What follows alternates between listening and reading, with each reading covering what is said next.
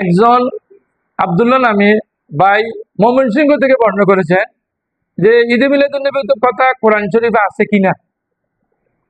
হ্যাঁ বা ঈদে মিলাদুন্নবীর কথা কোরআন শরীফে আছে। কোথায় আছে? যে এখানে আসসালামু আলাইয়া ইয়াউমা উলিদতু, এটা কোরআন শরীফের আয়াত।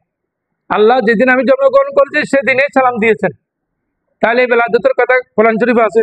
2 নম্বর আছেন কুল বিফাদলিল্লাহি ওয়া বিরহমাতিহি ফাবিযালিকা ফালিয়াফরাহু। কোরআন মজিদে আল্লাহ বলছেন আল্লাহর ফজল, ফজল মানে এখানে এলম, আর ওয়া বিরহমাতিহি মানে রাহমাতুল লিল আলামিন।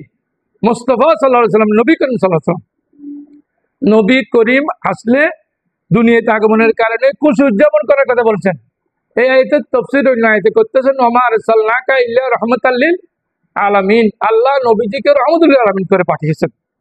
সুতরাং রহমতুল লিল আলামিনকে পাওয়ার পরে, এলম পাওয়ার পরে আপনারা খুশি হবেন।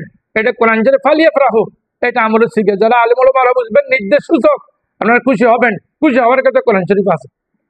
সুবহানাল্লাহ। আশা করি উত্তর পেয়েছেন।